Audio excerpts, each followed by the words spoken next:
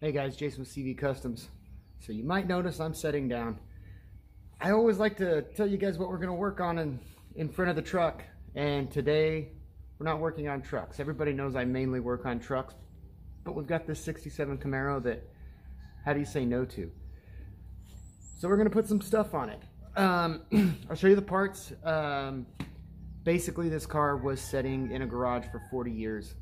And now they want it to be a daily driver. The guy used to drag race it, so there is a chance in the end we're gonna have to change the cam or something like that. We'll find all that out when we actually get it to fire up. First thing I do on a job like this is I pull radiator, fuel tank. We got to clean all that. We're gonna change all the fuel lines, change all the brake hoses. It was a California car, so the steel lines are actually probably fine. If we see anything that looks unsafe, we're going to change those on the brakes. But in California, because we don't have those rust problems, a lot of times we just don't have to change it. This isn't a restoration. It's freshen it up so that they can make a daily driver out of it. So I'll show you guys the parts, and then we'll start with the back end, and you'll understand why when you see the parts. So let's take a look at the parts. Okay guys, so a lot of it's like Napa parts and stuff, but we're going to change all the shocks. We've got brake kits. I had to special order the front pads because 67 was a 1 year, basically a 1 year disc setup for a very specific type of pad. So we had to special order that. And while we were at it, we got the new boot for the fuel tank because that thing's pretty rough. Like I said, we pulled the fuel tank and the radiator, had them clean, checked out. Now the fuel tank checked out, everything was good. We went ahead and got the new sending unit because that filter on the end of it, on the original part, it just fell apart. Obviously it comes with the new locking ring and O-ring, so that's going to be good. And we want the fuel gauge to work anyways, so we do it while we have it open, no big deal. Now, having that fuel tank out makes it very easy for us to open up the rear end, change the fluid, check the gear set, make sure all that's fine, and do the shocks before we put the fuel tank back in. That's why we're starting on the rear end. We'll also do the brake hoses for the rear end, the brake kit, all that fun stuff, and really inspect the rear end. Then we'll move to the front of the car, do the front steering and all that stuff, radiator, and all hoses, things like that. Again, we're doing all the fuel lines, so we'll do all the fuel line in the rear as we're back there. So let's take a look at the rear end. All right, you gotta love these low cars, but you can see that there's a lot more access under here with the fuel tank out. We're right under where the fuel tank would go. So we're gonna go ahead and pop that cover. Again, I don't make you guys watch me work. I'll put a bucket down here. I'll get it opened up and I'll show you what's in there. But you guys can see what I'm talking about with these brake lines. There's not a speck of rust on them. We will clean them out when we open it up to change the hose and things like that. And we're going to inspect the brake cylinder, the wheel cylinders, just until we open it up. We don't really know what we got. So we'll start with checking the rear end. We'll get these shocks swapped out, get it on jack stands. That'll give me a little bit more room, and we can knock the tires off so we can get to the brakes. So let's go.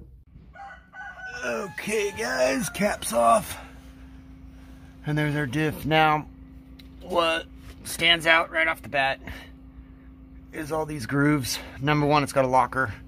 It's not a traditional rear setup here, so I'm sure that's because he was drag racing.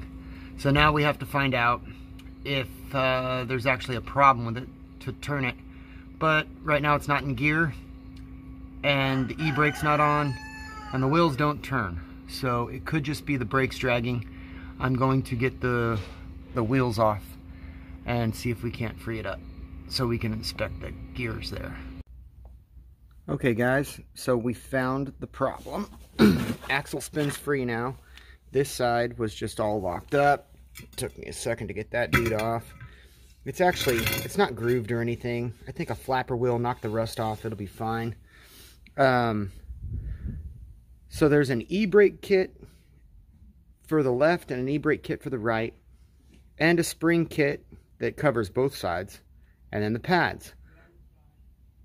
One thing I don't have is the wheel cylinders, and I'm not going to do all that work and not replace that wheel cylinder.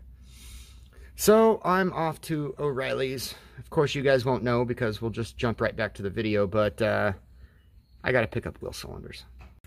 Okay, so like I said, new wheel cylinder, spring kit, even the e-brake kit. Now, what I noticed is, if you look right here, I'm thinking you can see there's a little bit of a gap there, and you can move it when you got two hands, but it's not quite set. And the reason it's not quite set is right in here, you can see the e-brake is slightly engaged. You can also tell because the spring's completely collapsed on the other side of the crossover bar. So I had to get to look, and now the e-brake is loose on top. What's going on is the cable, when they put the dual exhaust, they ran the cable underneath there, so it's got tension on the cable from the exhaust. So that's something we'll have to talk to the owner about. But for now, we can still get the brakes dialed in to run. They'll just have to be readjusted once that is repaired, but we're not messing with the exhaust right now. So, all right, next, we got the brakes done. We're gonna get the shocks on the rear done, and we're gonna change the brake hose and put the cover back on. Let's get to it. All right, trying to get in here. It's a little tight. Okay, so we did find out that the ring and pinion's fine. This scarring is from an old blowout. We don't have to worry about that. But one thing I wanted to kind of show you guys a little trick is on these brake lines. We're going to change the brake hose, but one thing about, especially if you're trying to save the brake line itself, I'm going to show you guys a trick for getting these things off. Number one, always use a line wrench. They look like that. Okay. And number two, before you go to take it off, got to get it hot. You can use an oxyacetylene torch. I found these torches work just fine, so we're going to heat it up and knock it off.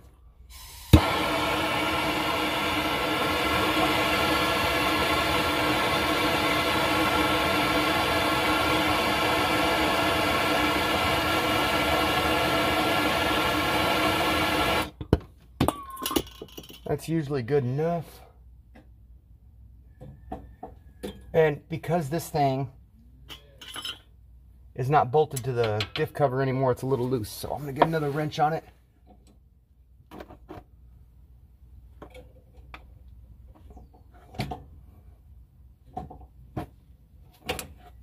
Looks like I'm going to have to get a wrench on the actual housing. Hang on.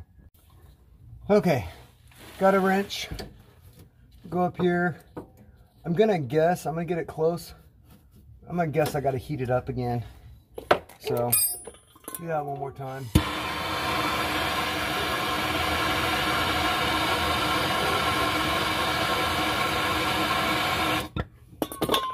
It doesn't take a whole lot, but you really don't want to strip it out.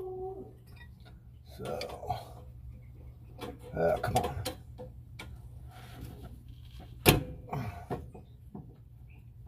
And then when you get it loose, just go back and forth till you got the threads nice and clean.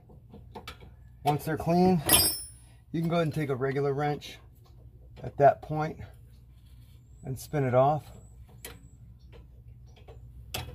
So that's the trick, and that's how I'm going to change the hose. I'm going to get the hose changed. We're going to cover the diff. Shocks will be done. We'll have this rear end wrapped up, and we'll put the fuel tank back up. Okay guys, so we ran into 3 problems finishing this up today. So I'm going to wrap the video up, but I'm going to tell you the 3 problems. Number 1, you can see I already pressed the bushing out. This is the bushing. This is the rear shocks.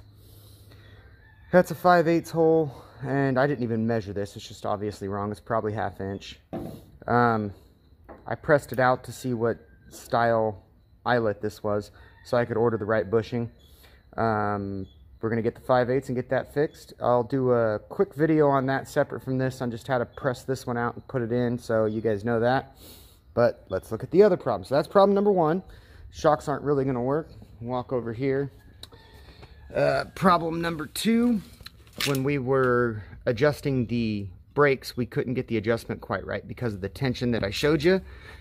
So I had to drop the e-brake cable just to get it loose enough to get everything right so I can adjust it properly. So we are going to have to address this issue pretty quick.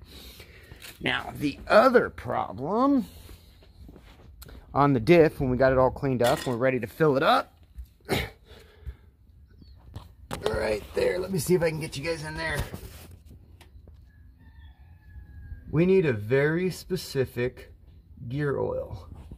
So, we got to wait to put gear oil until we get that specific gear oil.